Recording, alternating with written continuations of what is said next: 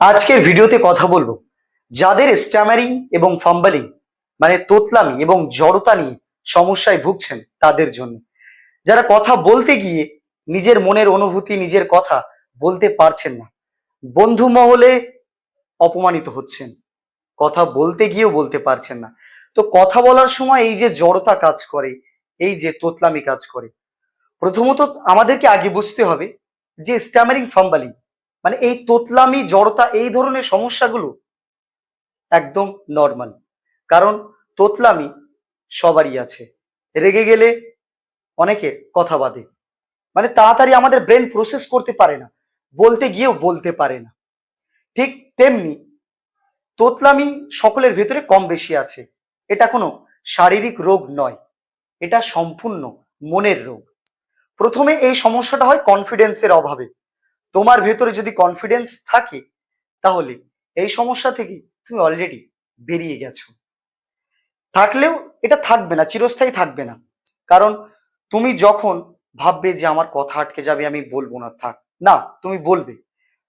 ধীরে ধীরে বলো, পজ দিয়ে দিয়ে বলো।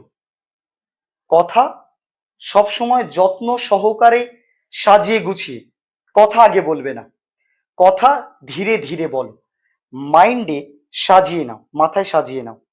কেউ কোনো কথা বললে কি উত্তর দেবে সেটা সাজিয়ে গুছিয়ে নাও। তারপরে ধীরে ধীরে ধীরে কথা বলো, তাড়াহুড়ো করে কথা বলিও না। বলিলে তোমার জড়তা বা তোতলামি কাজ করবে। প্রথম কথা, দেখবি একটা তোতলা মানুষ সে গান গাইতে পারে, কিন্তু তার কথা বলতে গেলে কেন সমস্যা হচ্ছে? এগুলো নির্ভর করে আমাদের ব্রিদিং এর উপরে। আমরা শ্বাস প্রশ্বাস যদি ভুল ভাবে ভেতরে গ্রহণ করি বা ছাড়ি তাহলে স্ট্যামারিং হবে। আমাদের শ্বাস প্রশ্বাসকে আগে ঠিক করতে হবে এবং কথা বলার সময় ফেসিয়াল এক্সপ্রেশন, হ্যান্ড মুভমেন্টকে ব্যবহার করো। টাইম নাও, ধীরে ধীরে কথা বলো, একদম টাইম নিয়ে সবকিছুকে করো। তারপরে কি করবে? জোরে জোরে বই পড়ো, উচ্চারণ সঠিক করো। ভুল হবে, হোক, কি সমস্যা? ভুল না করলে তুমি বুঝবে কিভাবে অন্যরা তোমার কথা শুনছে কিনা, বা তুমি ধীরে ধীরে ইমপ্রুভ করছো, এটাই তো তার প্রমাণ। তো আজকে বেশ কিছু এক্সারসাইজ দেখাবো। আজকের ভিডিওটি ভীষণ গুরুত্বপূর্ণ। প্রথমে দেখাবো লিপ ভাইব্রেট। এইভাবে লিপকে মুভমেন্ট করো। ছোটবেলায় আমরা করতাম না, জানি এটা দেখার পরে সকলের হাসি পাচ্ছে, কিন্তু খুব কার্যকরী। এরকম করলে, করার পরে কিছু ব্রিদিং এক্সারসাইজ।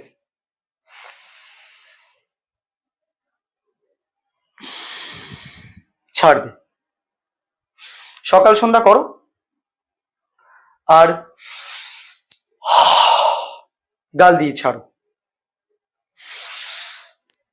নাক দিয়ে নিঃশ্বাস গ্রহণ করলে, ব্রিথ আউট করলে। তো এগুলো করলে কি হবে? নার্ভাসনেস, এনজাইটি কমবে, কথা আরো ধীরে ধীরে বলতে পারবে। এবং জিভকে, এ তোমার জিহ্বা এইভাবে অ্যান্টি ক্লকওয়াইজ, একবার ডান দিক 10 দিকে, বাম দিক 10 দিক, এভাবে করে ঘোরাতে থাকবে।